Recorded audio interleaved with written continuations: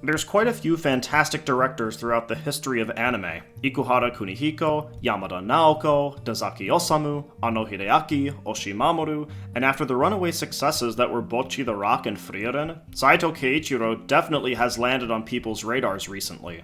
But one director who I've come to really like in the past few years of watching anime more regularly is Mizushima Tsutomu. If you were to browse his filmography on a database website like Mal or AniList, you'd notice that he's worked on a lot of things, and if anything, it's quite likely that you've already watched a Mizushima-directed anime and not even necessarily realized it. This is, after all, the director responsible for such anime like Girls und Panzer, Shirobako, Another, Mayoiga, and they're also the director responsible for a show that I'm greatly looking forward to after its first episode, Shuumatsu Train Doku e Iku, or Where Does the Doomsday Train Go, or Train at the End of the World. You might hear it referred to any of these titles. I'll be referring to it as Shuumatsu Train in this video. So, what is it about Mizushima that I find myself liking so much? And what is it that Shuumatsu Train does that has me excited about its first episode? Oh, this is going to require a little bit of background context. I talked a little bit before in my Bocchi the Rock vs. K-On! Video about how using genre to talk about something is more of a signpost than anything else, and not particularly helpful when it comes to using it as a gauge for comparing one piece of media to another. I also remembered when I pulled that video back up and listened to it that I recorded on that crappy headset microphone. Dear God, how did anybody even listen to me back then?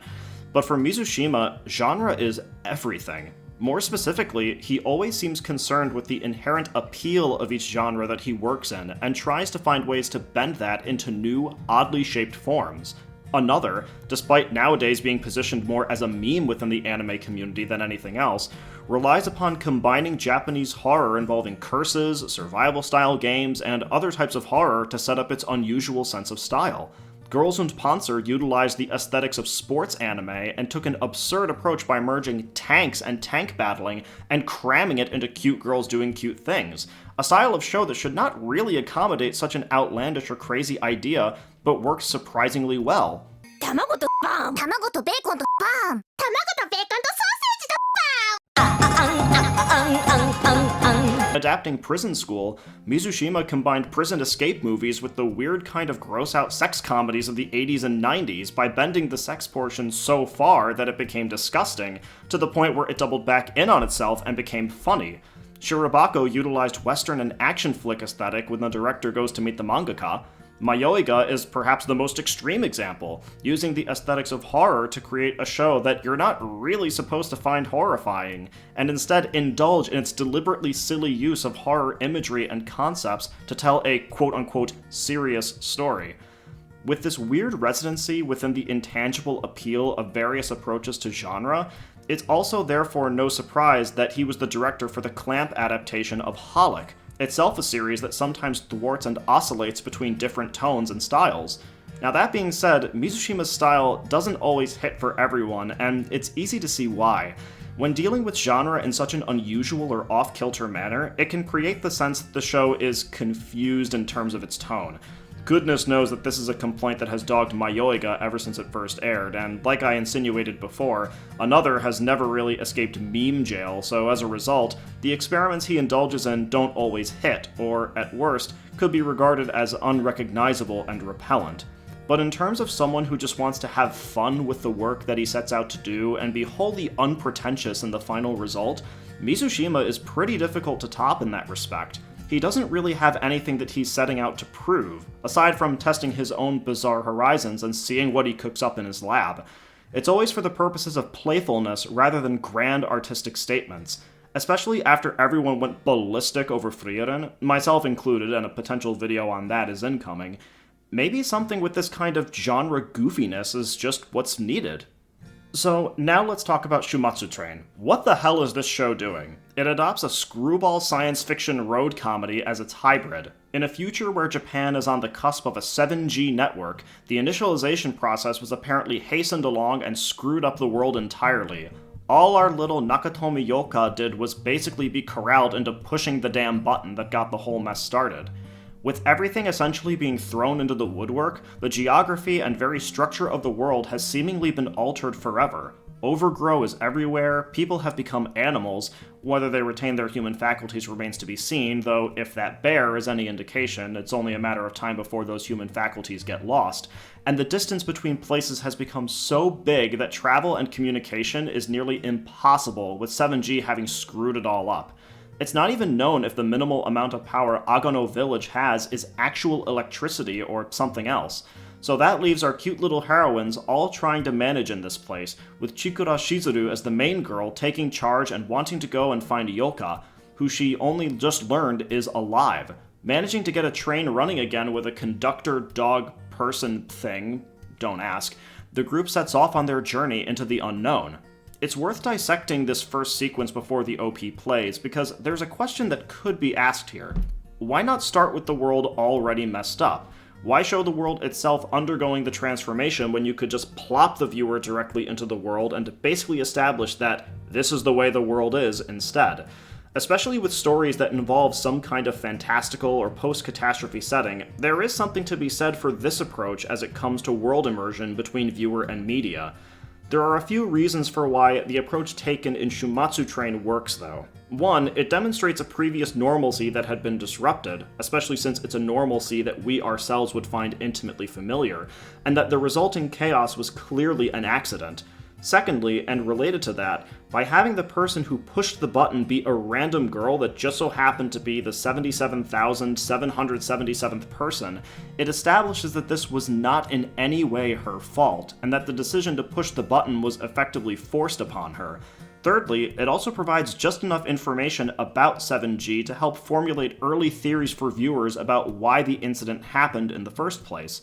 During its fast-moving comic whirlwind, Shuumatsu Train actually provides the viewer with understated information not only in showing how and potentially why the world came to be the way that it is, but also in the form of how one character was forcibly positioned to be the catalyst. Once the inciting incident takes place, Shuumatsu Train continues to move very quickly, now ultimately plopping the viewer into its misshapen, crazy world that feels familiar enough to be easily recognizable, but alien enough to clearly show something has gone wrong.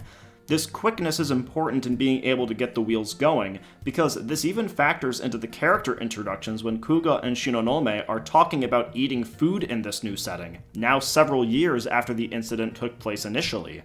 As for why it's happening so quickly when an ostensibly good show would take its time, well, let's be reasonable for a minute. The fact is, if you've seen any show that has cute girls doing cute things in it, you recognize a lot of these archetypes and constructions within about 4 seconds.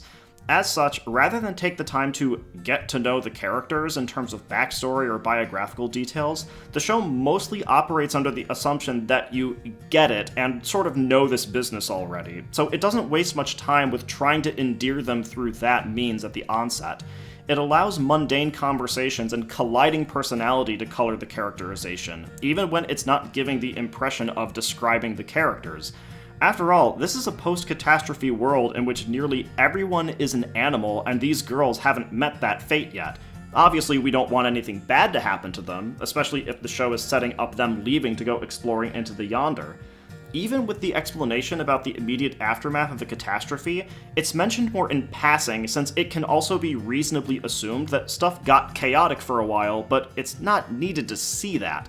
Mizushima effectively is saying that knowing the characters and seeing all the bad stuff that happened at one point is not the reason why people would be interested in a series like this, that the simplistic character introductions and development here are secondary to seeing how these characters interact with each other and perceive the world around them. If they're going to go off exploring, they'll be encountering weird stuff, and that if character building is coming in the future, it'll likely be the result of these encounters in the unknown, rather than the familiar setting and people that they inhabited and interacted with natively. That's not to say that you can't have character building in the native setting, but adventure is the vehicle here. Okay, the vehicle is a train, but you know what I mean. And speaking of that train, we don't really see any of the repairs made to it, as it's all set to go at the end of the episode. But honestly, I really like this. While it's true that one could ask why a girl is able to repair a train even with someone helping them out, We are talking about a story in which pushing a button caused reality to go haywire. It's one of those cases where trying to find neat and consistent explanations for all the various supposed plot holes and contrivances is, I think, a bit of a fool's errand. It's also why the conductor dog person thing, and yes, they do have a name, but I prefer that descriptor instead, says, "I can't go with you, because reasons, but it looks like you'll be just fine." I love this line so much. Mizushima knows that this character and watching the train repairs are not nearly as important narratively as the girls and the places that they'll go, and the other people that they may meet. Plus, it also can conveniently explain away any train repairs that occur in the future. In so rapidly breezing through or dispensing with details that are, frankly, unnecessary in the grand scheme of things, it allows the show to get to the traveling bits and using the pre-established character dynamics to color the journey's path forward. But even so, there is still enough of a character thread established to give the show a narrative reason to move things forward on that front anyway. There is indeed a little bit of personal history established between the main character and her friend. Chikara Shizuru, voiced by Anzai Chika, who also plays Reina in the Hibike Euphonium franchise and Chisato in Licorice Recoil, has her main preoccupation be that Nakatomi, the little button pusher from before, and herself, voiced by Toyama Nao, who plays Rin in Yuru Camp, said something rather cryptic to her and is, like I said, just recently confirmed to be alive. To be certain, this kind of crypticness and the desolation of the setting is not the same kind that codified something like the recent Heavenly Delusion. That environment was more overtly destroyed or ransacked or abandoned, and was very particular about its use of muted lighting, whereas this still retains some semblance of active civilization, which makes sense since the townspeople are still trying to live their lives normally rather than running away from monsters, stealing, or pillaging from each other, or the like. Perhaps another parallel could be drawn to Girls' Last Tour, but again, it's a completely different type of tonal setting and, I would surmise at this point, intended affect. Since the story involved humanity well past the point of decline, its melancholic overhang was always present, even in the midst of its adorable moe. Shuumatsu Train is not trying to have doom and gloom, as is apparent. Sure, both Girls' Last Tour and this one have an adorable animal, or Nuko as a traveling companion, but that's not worth comparing or contrasting. It seems, at least at the start, far more concerned with indulging in its sense of colorful wonder bafflement. That's not to say that there won't be drama, because there are certainly several lingering questions that the material leaves for us to wait and chew on. Aside from Nakatomi's remark, is this state of the world reversible, or is it condemned to be this way forever now?